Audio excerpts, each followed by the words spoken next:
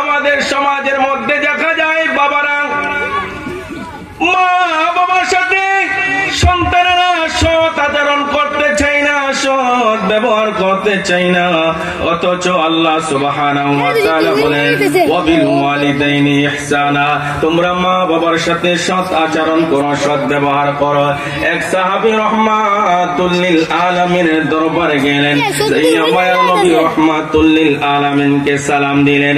যাই মাত্র মায়ার নবীকে ওই সাহাবী সালাম দিছে, সালাম দেওয়ার পরে সাহাবীর সালামের জবাব রাহমাতুল লিল আলামিন দিলেন। এবার সাহাবী ডাক দিয়া কই, নবী গো, ইয়া রাসূলুল্লাহ, ইয়া হাবিবাল্লাহ, আমার কিছু জানার ইচ্ছা ছিল।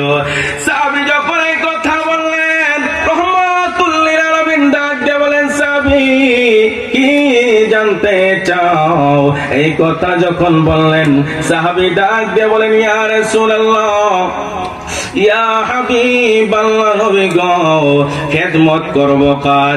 এই প্রশ্ন যখন রাহমাতুল লিল আলামিনকে করলেন, সাহাবী ডাক দিয়ে বলেন, ইয়া রাসূলুল্লাহ, নবী গো, খেদমত করব কার? রাহমাতুল লিল আলামিন বললেন, ক্বালা উম্মুকা, তোমার মা। সুবহানাল্লাহ বলবেন না? আল্লাহর হাবিব রাহমাতুল লিল আলামিন বলেন, ক্বালা উম্মুকা, তোমার মা। এই কথা যখন বললেন, এবার সাহাবী আরেকবার প্রশ্ন করলেন, ইয়া রাসূলুল্লাহ, ইয়া হাবিবাল্লাহ, এরপরে খেদমত করব কার? রাহমাতুল লিল আলামিন জবাব দিয়ে বলতেছেন, ক্বালা উম্মুকা, তোমার মা। তৃতীয়বার সাহাবী ডাক দিয়ে বলেন, ইয়া রাসূলুল্লাহ, নবী গো, ও রাহমাতুল লিল আলামিন, এরপরে খেদমত করব কার? রাহমাতুল লিল আলামিন বললেন, ক্বালা উম্মুকা, তোমার মা। তিনবার মায়ের নবীকে জিজ্ঞাসা করলেন, ইয়া রাসূলুল্লাহ, নবী গো, খেদমত করব কার? তিনবার রাহমাতুল লিল আলামিন বললেন, তোমার মা। এবার রাহমাতুল লিল আলামিনকে সাহাবী জিজ্ঞাসা করলেন, ইয়া রাসূলুল্লাহ, নবী গো, ও রাহমাতুল লিল আলামিন চতুর্থবারের মাথায় জিজ্ঞাসা করলেন, ইয়া রাসূলুল্লাহ, এরপরে খেদমত করব কার? চিৎকার মেরে বলি সুবহানাল্লাহ। সাহাবী তিনবার মার কথা জিজ্ঞাসা করলেন, মার খেদমতের কথা জিজ্ঞাসা করলেন, তিনবার বললেন মার। এবার চতুর্থবারের মাথায় সাহাবী জিজ্ঞাসা করলেন, ইয়া রাসূলুল্লাহ, ইয়া হাবিবাল্লাহ, নবী গো, এরপরে খেদমত করব কার? এবার রাহমাতুল লিল আলামিন জবাব বলতেছেন, ক্বালা আবুকা, তোমার আব্বার। জোরে জোরে বলি সুবহানাল্লাহ। তিনবার মার কথা রাহমাতুল লিল আলামিন বললেন, আর একবার শুধু মায়ের নবী রাহমাতুল লিল আলামিন বাবার কথা বললেন। একবার যখন বাবার কথা বললেন, সাহাবীর ভিতরে প্রশ্ন জাগলো, ইয়া রাসূলুল্লাহ, আপনি তিনবার মার খেদমতের কথা বললেন আর একবার শুধু বাবার খেদমতের কথা বললেন, কারণটা কি একটু যদি দয়া করে বলতেন? সুবহানাল্লাহ বলবেন না? এবার এই প্রশ্ন যখন সাহাবী করলেন, আপনি আমার নবী ডাক দিয়ে বলেন, সাহাবী, ও সাহাবী, তিনবার কেন মার খেদমতের কথা বললাম আর একবার কেন বাবার খেদমতের কথা বললাম? শোনো, মায়ের নবী রাহমাতুল লিল আলামিন বলেন, সাহাবী, এই জন্য আমি রাহমাতুল লিল আলামিন তিনবার মার খেদমতের কথা বলেছি, একবার শুধু বাবার খেদমতের কথা বলেছি। রাহমাতুল লিল আলামিন বললেন, মা বাবার চাইতে তিনটা বেশি কষ্ট করে, তিনটা বেশি কষ্ট করে। এই কথা যখন মায়ের নবীজি বললেন, সাহাবী ডাক দিয়ে বলেন, ইয়া রাসূলুল্লাহ, নবী গো, ও রাহমাতুল লিল আলামিন জানতে চাই, বাবার চাইতে মা তিনটা বেশি কোন কোন কষ্টগুলি করে? এই প্রশ্ন যখন সাহাবী করলেন, এবার রাহমাতুল লিল আলামিন বললেন, ও সাহাবী, মা তিনটা বেশি কষ্ট করে। এক নম্বর কষ্ট হলো মা তোমাকে গর্ভধারণ করে। জোরে জোরে বলি সুবহানাল্লাহ। রাহমাতুল লিল আলামিন ডাক দিয়ে বলেন, সাহাবী, এই তিনটা বেশি কষ্টের মধ্যে এক নম্বর বেশি কষ্ট মা জননী করে। ওই মা তোমাকে গর্ভধারণ করে, তোমাকে যখন তোমার মা গর্ভধারণ করলো, তোমার মা যখন খাইতে বসে রে, মা বাতের প্লেটটা নিয়ে খাইতে বসা, মা বাতগুলি মেখে যখন লোকমাটা মুখে দিবে রে সাহাবী, তুমি মার কলিজার মধ্যে এমন একটা লাথি মারছো, যেই মাত্র মার কলিজার মধ্যে লাথি মারছো গো, মা জননী ব্যথা আরম্ভ হয়ে গেছে, কলিজার ব্যথা আরম্ভ হয়ে গেছে। মা জননী খাইতে পারে নাই, মা জননী বাতের পেটটা থয়ে বিছানায় শুয়ে গেল। চোখের পানি ঝর ঝর করে ছাড়তে লাগলো, কইতে পারে না, সইতেও পারে না।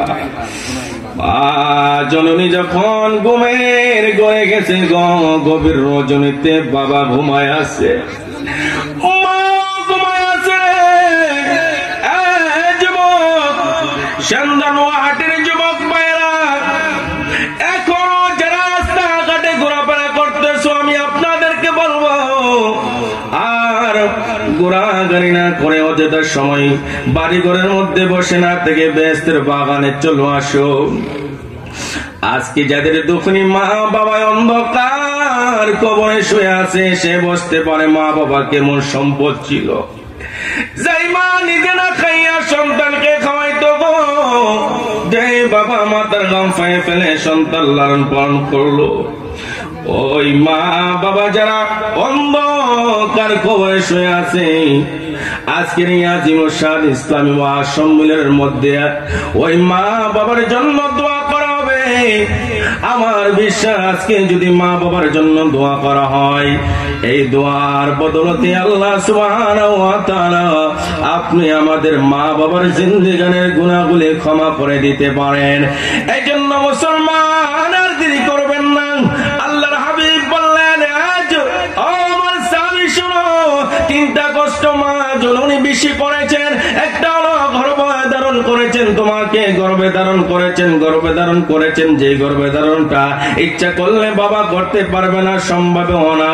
এবার রহমাতুল লিল আলামিন যখন এই কথা বললেন, সাহাবী ডাক দিয়ে বলেন, নবী গো,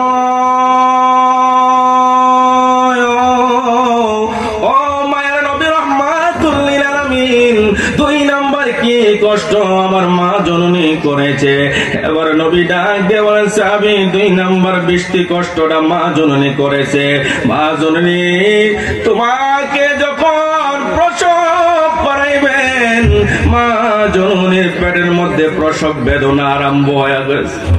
মা জননীর পেটের মধ্যে যখন প্রসব বেদনা আরম্ভ হয়ে গেছে,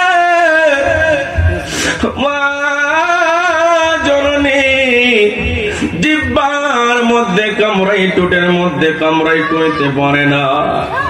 মা জননী একবার ঘরে দিকে যায়, আরেকবার মা জননী ঘরের ওদিকে যায়।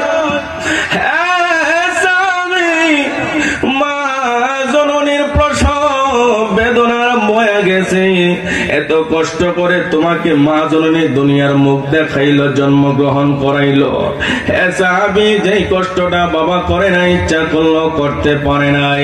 দুই নাম্বার কথা যখন রহমাতুল লিল আলামিন বয়না দিল, সাহাবী ডাক দিয়ে বলেন, নবী গো,